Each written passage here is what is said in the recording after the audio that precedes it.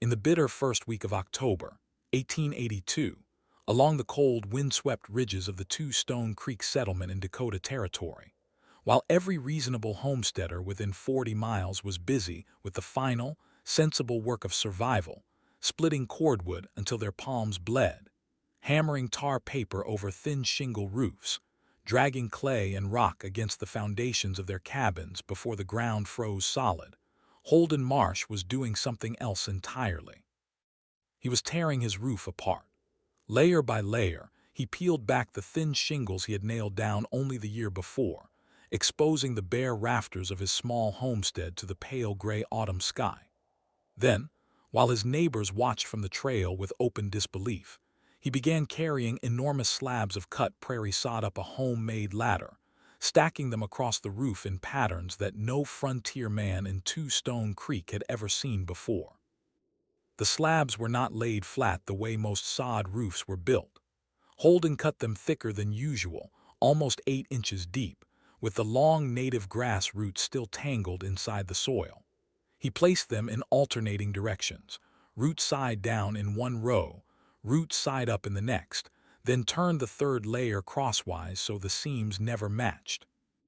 Between certain courses, he packed a strange filling of dry buffalo grass, river reeds, and pine needles, pressing it tight with the back of his shovel before laying the next slab on top. From a distance, the roof looked less like a roof and more like a strange green hill rising slowly out of the cabin walls.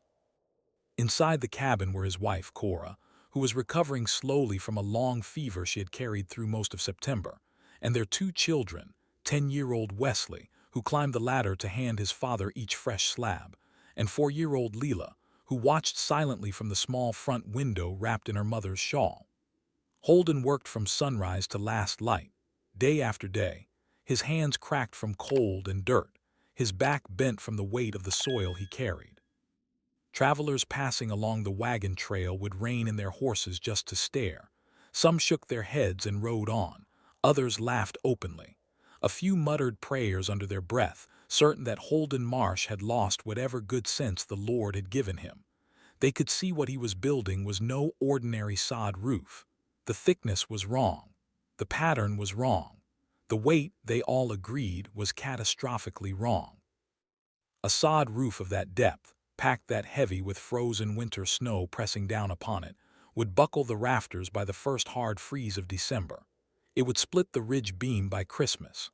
And then, sometime in the deepest cold of January, the whole green mass would come crashing down on the family sleeping beneath it. To the people of Two Stone Creek, Holden Marsh was not building shelter. He was building a slow tomb for his wife and children, one shovelful of dirt at a time. What did Holden Marsh see in that strange green roof that nobody else in the settlement could understand? Would his thick layers of frozen sod become a sanctuary that carried his family through the coldest winter on the northern plains, or would they become the very thing that buried them alive? Subscribe now to follow this unforgettable confrontation between one quiet homesteader and a frontier that would not forgive a single mistake. The first man to ride out and confront him directly was Edmund Tate, a tall, square-jawed cattleman who had homesteaded along Two Stone Creek for nearly 15 years. Edmund had buried 2 children of his own to a hard winter back in '76, and he carried that grief like an iron weight pressed against the inside of his ribs. He had no patience for foolishness on the frontier, and even less patience for a man he believed was gambling with the lives of children. One cold afternoon in the second week of October, Edmund rode his bay mare up the long rise toward the Marsh cabin, swung down from the saddle without a word, and stood at the base of the homemade ladder, staring up at the strange green roof in silence. Holden climbed down slowly from the roof, brushing dirt from his rough wool coat. He did not greet Edmund with the usual nod of frontier courtesy. He simply waited. Edmund's eyes traveled the length of the strange green structure rising above the cabin walls, taking in the unfamiliar thickness, the crosswise seams, the dark fringes of buffalo grass packed between the layers. When he finally spoke, his voice carried the flat hardness of a man who had already made up his mind. You ever seen what a wet sod roof does to a man's family in February, Marsh? Holden said nothing. Edmund pointed up at the slabs with a gloved hand. First thaw comes in late January. Snow turns to water. Water seeps into that sod, freezes again overnight, and doubles the weight by morning. By the time you understand what's happening, your ridge beam's already cracked down the middle. Holden lowered his shovel against the cabin wall but did not interrupt. He had heard variations of the same warning 4 times that week already. Edmund stepped closer, lowering his voice. I buried my boy Samuel under a roof like that. Not as thick as yours, not even close. He was 6 years old. We pulled him out from beneath 3 feet of frozen sod the morning after Christmas. The rafters had given out around midnight while we slept. His jaw worked once before he continued. I am telling you this because there is still time to tear it down. You can pitch shingles back over those rafters before the first hard snow. Nobody in Two Stone Creek will think less of you for changing your mind. Cora had appeared in the doorway during the last of Edmund's words, her shawl wrapped tight against the cold, her face still pale from the fever that had nearly taken her in September. She did not speak, but her eyes moved between her husband and the tall cattleman in a way that revealed how deeply Edmund's warning had reached inside her. Wesley stood frozen on the ladder above, a slab of sod still balanced in his small arms. Leela peered out from behind her mother's skirt, watching the strange grown men without understanding the weight of what was being said. Holden finally answered, and when he spoke, his voice was quieter than anyone expected. I am sorry about your boy, Edmund. I truly am. Edmund's eyes hardened, ready for an argument, but Holden continued before he could interrupt. But the roof that killed your Samuel was not built the way this one is. I'd stake my life on that. Edmund stared at him for a long moment. Then he gave a short, bitter laugh that had no humor inside it at all. That is exactly what you are doing, Marsh. That is the whole point of what I am trying to tell you. You are staking your life on it, and your wife's. And those 2 children behind her. He climbed back onto his bay mare without waiting for a reply. Before riding off, he looked once toward Cora, and his expression softened into something close to pity. Ma'am, I do not know you well, but if there comes a night this winter when that roof begins to groan and shift over your heads, you take those children and you run. You run for the nearest neighbor's door, and you do not look back, no matter what your husband says. Then he turned the mare and rode slowly down the rise without another word. The wind hissed through the tall prairie grass behind him. That night, after the children had been put to bed beside the small iron stove, Cora sat across the rough wooden table from her husband, her hands folded carefully in her lap. The lantern flame trembled between them in the quiet. For a long time, neither of them spoke. Then she finally lifted her eyes to his face, and her voice came out softer than the firelight itself. Holden, I trust you. I have always trusted you, but I need you to tell me, plain and honest, that you know what you are doing up there. Holden was silent for a moment, his cracked hands resting flat against the table. Outside, the basin wind had begun to rise again, sweeping cold across the rafters above them. He drew in a slow breath and looked toward the small window where the night had turned to deep black. When he spoke, his voice carried none of the defensive sharpness she had braced herself against. It was steady, careful, and tired in a way she had not heard from him in months. I am not guessing, Cora. I want you to understand that before anything else. I am not throwing dirt on a roof and hoping the Lord looks kindly on us this winter. There is a reason for every layer up there. There is a reason for every seam. And if I cannot make you see why, then I have no right to ask you to lay your head beneath it. He stood slowly and walked to the small shelf above the stove. From behind a tin of flour, he pulled out a worn leather journal he had carried since his earliest years on the plains, its pages soft and discolored from years of handling.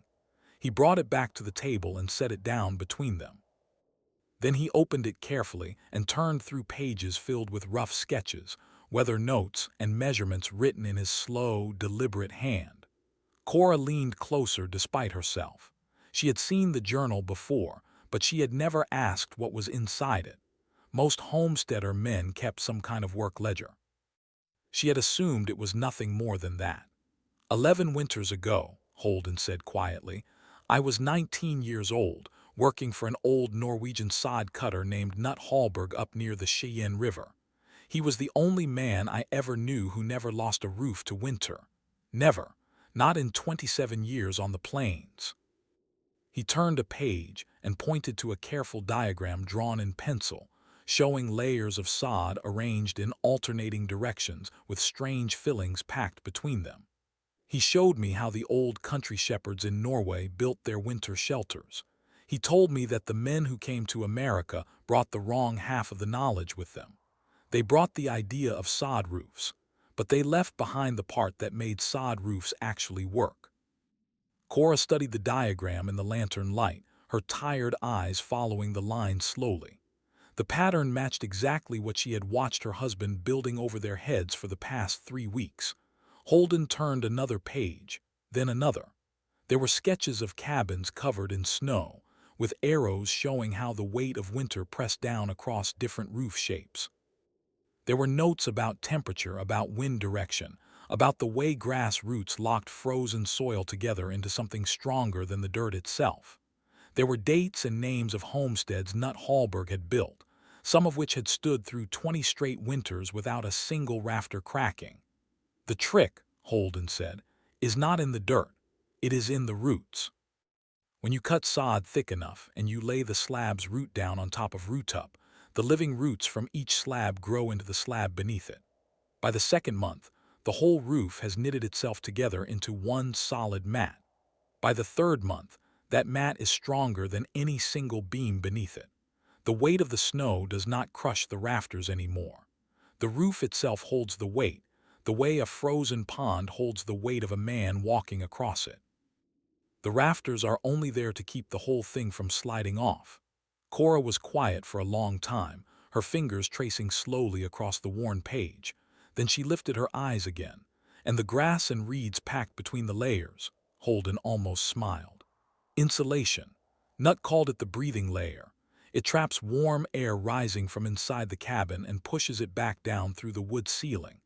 That is why his cabins always stayed warmer than other folks in deep January. And that is why I cut the sod so much thicker than usual. The thicker the mat, the slower the cold reaches the rafters. By February, the snow on top will become part of the insulation itself. 2 feet of snow on a properly built sod roof is warmer than 4 feet of stacked firewood against a thin shingle wall. Cora looked toward the dark window where the wind was still moving across the prairie grass outside. Something in her face had shifted, though not yet into trust. Into something quieter. She was silent for a long while, her hands resting beside the open journal. The fire popped softly in the iron stove, and somewhere beyond the cabin walls, a coyote called once across the dark plains and then fell silent again. Finally, Cora closed the journal carefully, the way a woman might close a Bible after a difficult passage, and slid it back across the table toward her husband.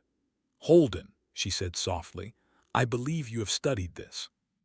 I believe Nut Hallberg knew what he was teaching you, but none of those cabins he built were ours. None of them held our children." She paused, and her voice grew steadier. "I will not stop you, but I want you to promise me one thing. If something goes wrong, if you see even the smallest sign that the rafters cannot bear what is above them, you tell me before you tell yourself it can be fixed. You do not let pride keep us under that roof 1 hour longer than is safe." Holden reached across the table and took her hand in both of his. Her fingers were thin from the long fever, and they trembled slightly against his cracked palms. "I promise you that, Cora. On my soul, I promise you." She nodded once slowly, and the matter was settled between them in a way that no further words could improve. They sat together for a long time after that, listening to the wind and the soft sound of Leela's breathing from the small bed in the corner where the children slept. The next morning, Holden returned to the roof before sunrise. He worked through the cold, gray light of dawn with a kind of quiet steadiness that Wesley had not seen in his father before. The boy, who had begun to feel the weight of the neighbor's warnings even at his young age, climbed the ladder beside him without being asked, and began handing up slabs as he had done every morning for 3 weeks. But this morning, something between them was different. Holden began to teach his son the reasoning behind each layer as he placed it. He showed Wesley how to read the grain of the grass roots inside each slab, how to choose which face should go down and which should face the sky. He explained why the seams of one row must never align with the seams of the row beneath, the same way a stone mason staggers bricks in a wall. By mid-morning, Wesley was no longer simply carrying sod. He was selecting it, turning each piece in his small hands, studying the soil and roots before passing it up. Holden watched him work and felt something tighten gently inside his chest. Whatever happened this winter, the boy would carry this knowledge forward. The shape of the roof above them would live inside his son long after the cabin itself had fallen back into prairie grass. That was a comfort no neighbor's warning could undo. By the end of the second week of October, the roof was nearly finished. Holden had stacked 7 full layers of sod across the rafters, each one packed with grass and reed fillings between them. From a distance, the cabin looked half buried already, as though the prairie itself had begun crawling slowly up its walls.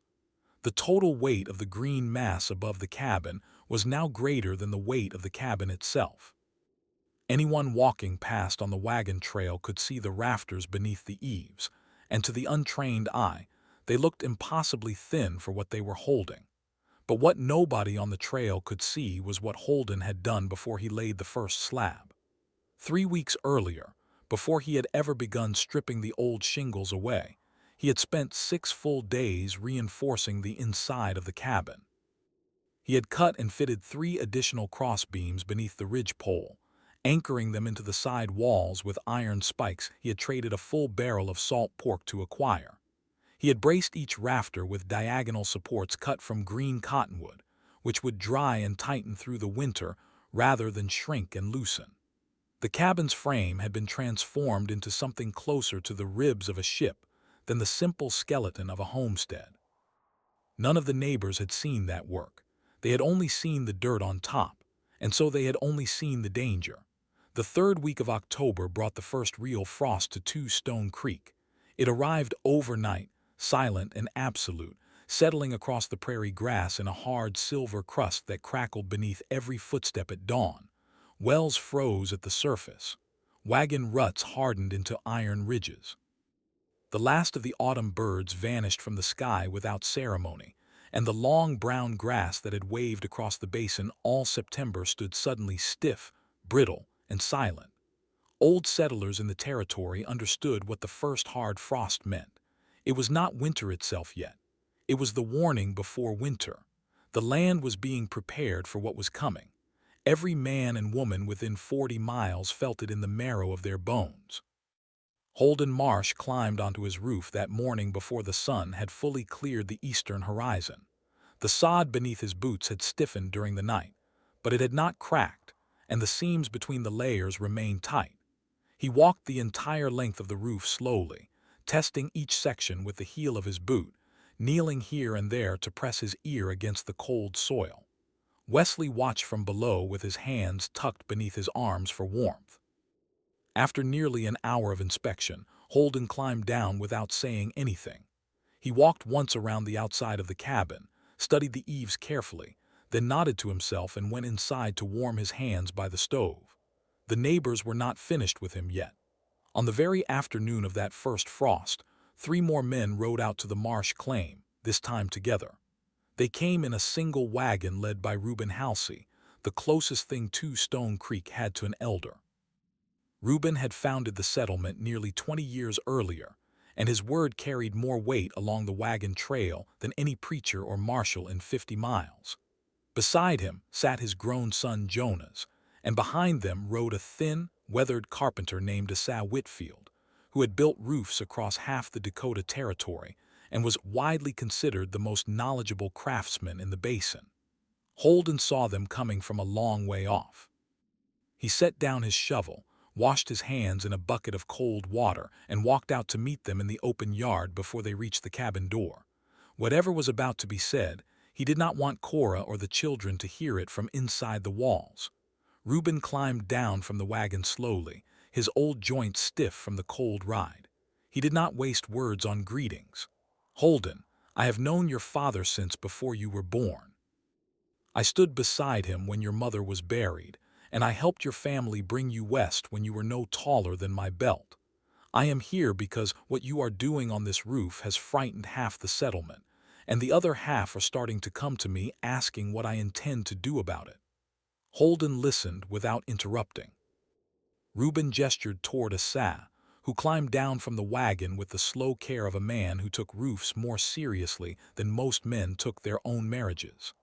"I have brought Asa with me because he is the best carpenter between here and the Missouri River. I am asking you, as a friend of your father's memory, to let him climb up there and tell us honestly whether your rafters will hold what you have put above them. If he says they will, I will ride home and I will tell every man in Two Stone Creek to leave you in peace. If he says they will not, then I am asking you, for the sake of your wife and your children, to listen to what he tells you."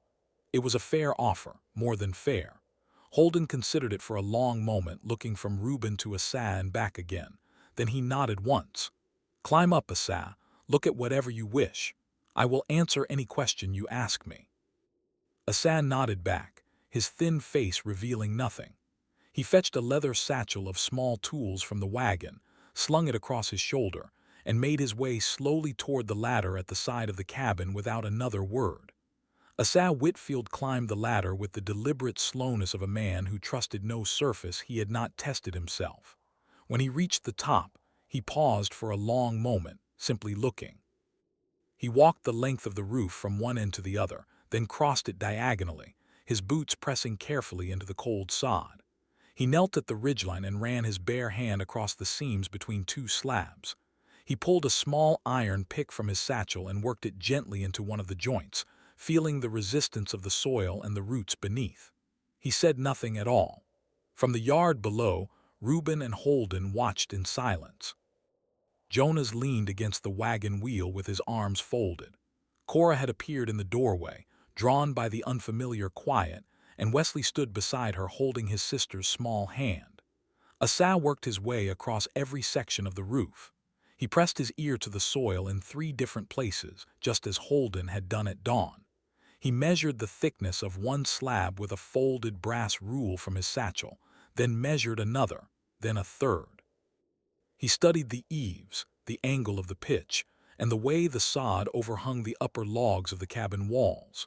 After nearly half an hour, he climbed down inside the cabin through the front door without a word to anyone in the yard, and began examining the rafters and cross beams from beneath.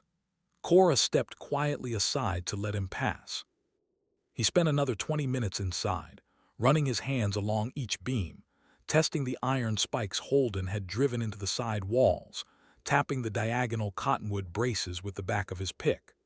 When Asa finally emerged from the cabin again, his face still revealed nothing. He walked slowly across the yard to where Reuben and Holden stood waiting, set his satchel down at his feet, and took his time pulling off his work gloves. The cold prairie wind moved across the open ground between them. Reuben finally broke the silence. "Well, Asa, speak plain. That is what I brought you out here for." Asa looked toward Holden first, not toward Reuben. His pale eyes carried a strange new weight inside them. "Mr. Marsh," he said quietly, "where did you learn to build a roof this way?" Holden answered honestly. "From an old Norwegian sod cutter named Nut Hallberg up near the Cheyenne River, 11 winters ago. He taught me what his grandfather had taught him in the old country." Asa nodded slowly, as if some piece of an old puzzle had just settled into place inside his mind. He turned at last to Reuben. "Reuben, I have been building roofs across this territory for 22 years. I have torn down more bad sod work than I can count, and I have buried 2 men who built thinner versions of what is standing on top of this cabin. But I have never, in all my years on the plains, seen sod laid the way Mr. Marsh has laid it here." Reuben's expression tightened. "Asa, I did not bring you out here for riddles. Will the roof hold or will it not?" Asa drew in a slow breath. "It will hold, Reuben. I would stake my own name on it. The rafters underneath are braced like a ship's hull. The sod above is cut and stacked in a pattern that locks itself together as the roots grow into one another. By midwinter, that roof will be one solid piece, not 7 layers anymore. The weight will not press down on the beams the way a normal sod roof presses. It will distribute itself across the whole frame the way the shell of a turtle distributes weight across its back. He paused. I will say more. If every cabin in Two Stone Creek had been built this way, we would have buried fewer children these last 15 winters. A long silence followed. Reuben stared at Holden for a moment, as if seeing him for the first time.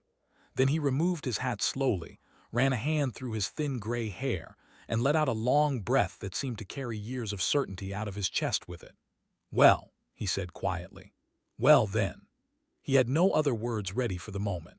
Reuben Halsey put his hat back on slowly and looked toward the cabin where Cora still stood in the doorway with her 2 children pressed close against her skirts. He touched the brim of his hat to her with the old-fashioned courtesy of a man raised in a harder, more careful century. Mrs. Marsh, he said, I owe you an apology, ma'am. I rode out here this morning believing your husband was endangering his family, and I have been telling other men in the settlement the same thing for the better part of a month.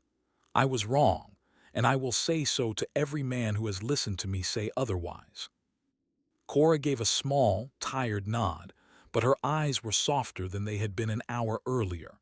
Thank you, Mr. Halsey. That is a generous thing for a man your age to say.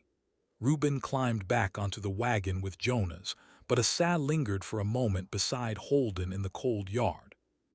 The carpenter looked once more up at the strange green roof, and a small, almost reluctant smile finally moved across his weathered face.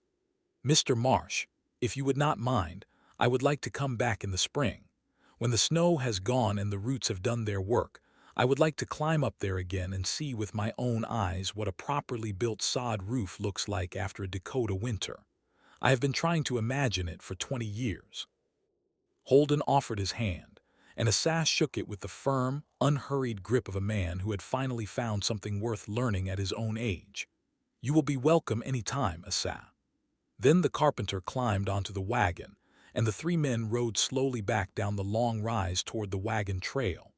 Word of what Asa Whitfield had said traveled across the Two Stone Creek settlement faster than any storm could have carried it. By the following morning, the open mockery that had followed Holden for the entire month of October began to quiet. By the end of that week, it had nearly disappeared.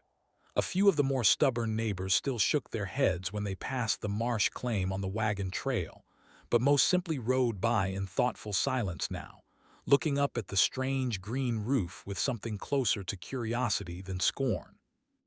Edmund Tate, who had ridden out so harshly in mid-October, did not come back to apologize, but he did not come back to argue either.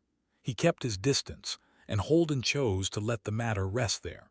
Inside the cabin, life slowly turned its full attention toward winter.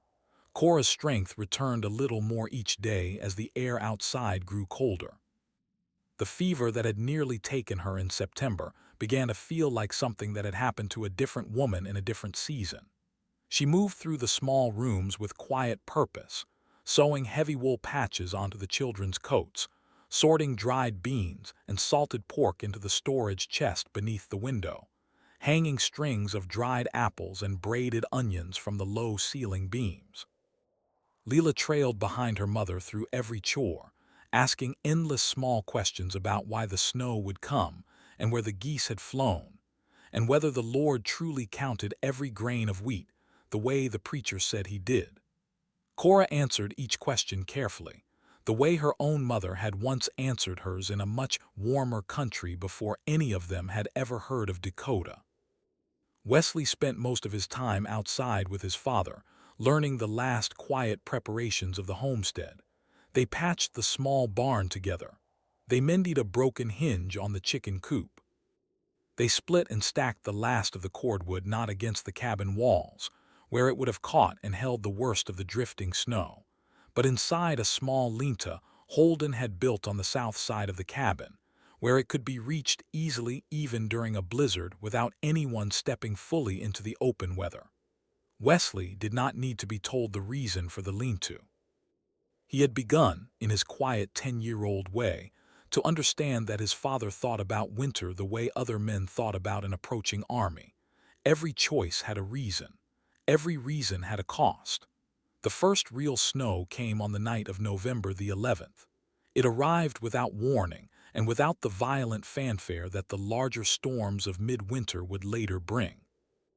It simply began falling sometime after the family had gone to bed, soft and steady, and by sunrise, the entire prairie outside the cabin had been transformed into a single unbroken sheet of white.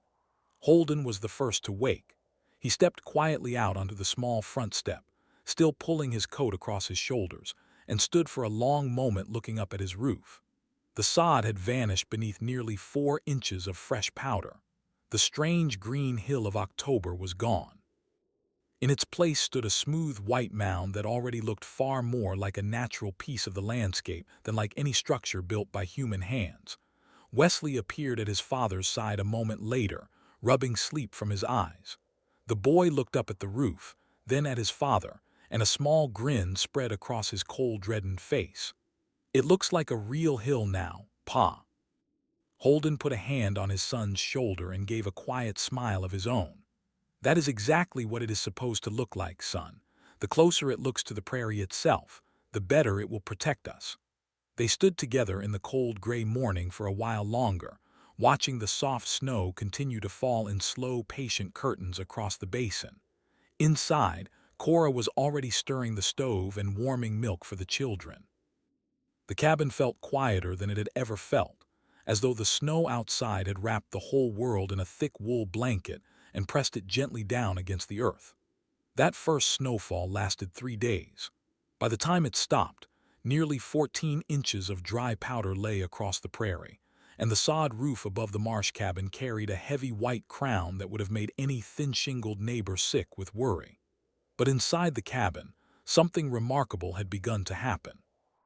The temperature, which should have been falling steadily as the outside air grew colder, was instead holding nearly steady from day to day. Holden noticed it first. He had taken to checking the small thermometer Nut Hallberg had given him years earlier, a precious instrument he kept hanging on the inside wall near the stove. Each morning at dawn, before he stoked the fire, he read the temperature carefully and wrote it down in the back of his old leather journal. In the cabins of the other 2 Stone Creek homesteaders, dawn temperatures were already dropping into the low 40s on the coldest mornings, despite full stoves burning through the night. Inside the marsh cabin, dawn temperatures held steady in the upper 50s, and on milder mornings climbed nearly to 60. The thick sod above their heads was doing exactly what Nut Hallberg had promised it would do 11 winters earlier. It was trapping the heat rising from the stove, slowing its escape into the cold air above, and pushing much of it back down into the rooms below. The grass and reed fillings between the layers had become a breathing blanket, and the snow now accumulating on top had begun to add its own quiet layer of insulation to everything beneath. Cora noticed the difference too, though she said little about it at first. She noticed it in the way Leela no longer woke shivering in the small hours of the night. She noticed it in the way Wesley's hands stayed warm enough at the breakfast table that he could hold a spoon properly without flexing his fingers between bites. She noticed it most of all in her own bones, which had ached so deeply during the long fever of September that she had begun to wonder if she would ever feel truly warm again. By the second week of November, she found herself moving through the cabin without the heavy shawl she had worn constantly the year before. The stove burned less wood. The fire needed tending less often. The cabin simply held its warmth the way a stone wall holds the heat of an afternoon sun long after the sun itself has set. One evening, while Holden was checking the rafters from below with a small lantern in his hand, Cora came quietly to stand beside him. She watched him work for a moment, then spoke softly. "Holden, you were right, about all of it." He turned slowly to look at her. He held the lantern a little lower so the light no longer fell across her tired face, and he looked at his wife for a long moment without speaking. There was no triumph in his expression. There was no relief, even. There was only the quiet, careful gratitude of a man who had carried a heavy weight on his shoulders for so long that he no longer fully remembered what it felt like to set it down. "Cora," he said at last, "I was not right about all of it. I was right about the roof. There is a difference, and I want you to know that I know the difference." She gave a small, soft laugh. the first true laugh he had heard from her since before the September fever, and she leaned her head briefly against his shoulder in the lantern light. They stood that way for a while, with the sleeping breath of their children rising and falling in the dim room behind them. The great blizzard arrived on the 23rd of December, 2 days before Christmas. It had been gathering for nearly a week along the northern horizon, and every old settler in Two Stone Creek had felt it coming in the strange flat hush that fell across the basin in the days before its arrival. The temperature dropped 20 degrees in a single afternoon. The wind died completely for a full day, and then returned all at once from the northwest, driving hard ice crystals sideways across the prairie at speeds that no man could stand against for more than a few minutes at a time. By nightfall on the 23rd, every cabin along the wagon trail had been swallowed inside a roaring white world that lasted, without a single break or softening, for 4 straight days. Inside the Marsh cabin, the family settled in to wait. Holden had filled the linta with more cordwood than they could possibly need. Cora had baked extra loaves of dense rye bread and stored them carefully in the chest beneath the window. The children had their wool blankets and their small handmade dolls, and Wesley had been quietly assigned the job of watching the thermometer and reading the temperature aloud to his father every 2 hours, day and night. For 4 days, the storm raged across Two Stone Creek with a violence that the older settlers would later compare to the Great Winter of 1873. Drifts climbed to the eaves of every cabin in the basin. 3 of the thinner-roofed homesteads to the south of the wagon trail lost portions of their roofs entirely. 2 families had to abandon their cabins in the middle of the second night and run for the nearest neighbor's door, exactly the way Edmund Tate had warned Cora to do back in October. Inside the Marsh cabin, the temperature never dropped below 54 degrees. The roof did not groan. The rafters did not crack. The strange green mat above their heads, now buried beneath nearly 3 feet of packed snow, behaved exactly as Nut Hallberg's old sketches had promised it would. The weight of the snow pressed down evenly across the entire roof, distributed through the interlocked roots of the sod into the braced rafters and the iron-spiked side walls of the cabin frame. The snow itself became part of the insulation, sealing the warm air below into a small protected world of lamplight and quiet voices. Leela slept soundly every night of the storm. Wesley read aloud from the family Bible by the stove on the afternoon of the 25th, and Cora made a small Christmas stew from salted pork and the last of the dried apples, and they ate it together at the rough wooden table while the storm howled across the buried prairie outside. On the morning of the 27th, the wind finally died. Holden opened the front door against the weight of a packed drift nearly 5 feet high, dug a narrow tunnel out into the open air with his shovel, and climbed slowly to the top of the drift to look across the basin.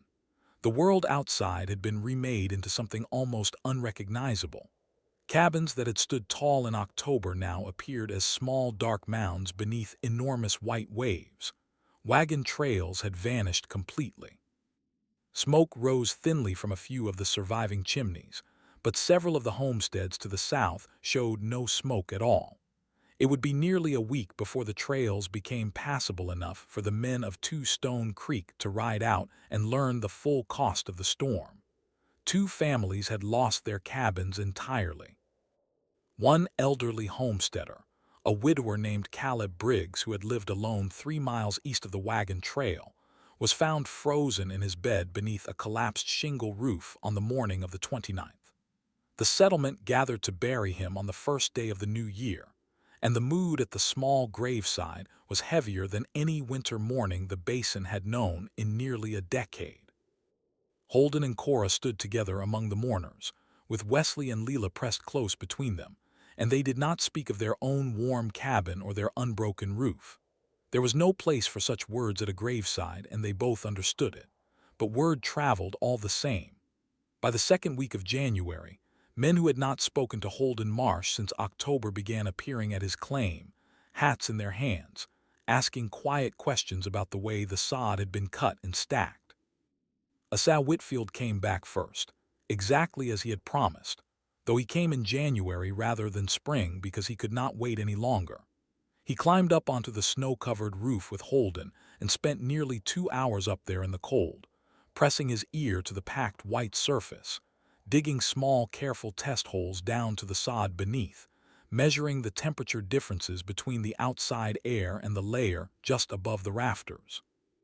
When he climbed back down, his weathered face carried an expression that Holden had not seen on any frontier carpenter before. It was the quiet, grateful look of a man who had finally been given an answer to a question he had been carrying for 22 years.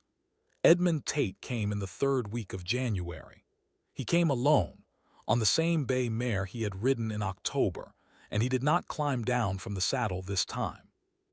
He simply sat for a long while at the base of the rise, looking up at the snow-covered cabin and the thin, steady column of smoke rising straight up from its chimney into the pale winter sky.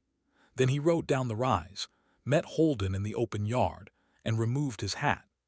"Mr. Marsh," he said, his voice carrying none of the hardness it had carried 3 months earlier, "I came out here in October to warn you that you would bury your family beneath that roof. I have ridden past the graves of 2 families this month who built the way I told you to build. I am asking you, plainly and humbly, if you would be willing to teach my sons what you know. I do not want to bury another child the way I buried Samuel." Holden put a hand on the old cattleman's shoulder, and the matter was settled there in the cold yard without need of any further words. By the spring of 1883, Holden Marsh had taught the sod roof method of Nut Hallberg to 11 different families across the 2 Stone Creek settlement. By the spring of 1885, the method had spread to homesteads as far as the Missouri River. The cabin Holden built in 1882 stood on its original rafters for more than 50 years, and the sod roof above it was never replaced. Wesley Marsh grew into a man inside its warmth, and he taught the method to his own children in turn. Leela married a homesteader from the next county over in 1899, and the first thing her young husband did, at her quiet insistence, was tear the shingles from their new cabin and lay 7 thick layers of properly cut sod across the rafters in alternating directions. The storms never stopped coming to the northern plains. They still buried wagon trails, still tore the roofs from careless cabins, still claimed the lives of homesteaders who believed that strength alone could outlast a Dakota winter. But around the cabins that had learned the old Norwegian way, the snow no longer arrived as an enemy. It arrived as a blanket, settling thick and quiet across the roofs, sealing the warmth of small lamplit rooms beneath it through the longest nights of January and February. Do you think Holden Marsh was simply lucky, or was he one of the rare men willing to learn from an old country wisdom most of the frontier had forgotten? Let us know in the comments, and if this story moved you, please like and subscribe so more stories like this can find their way to you.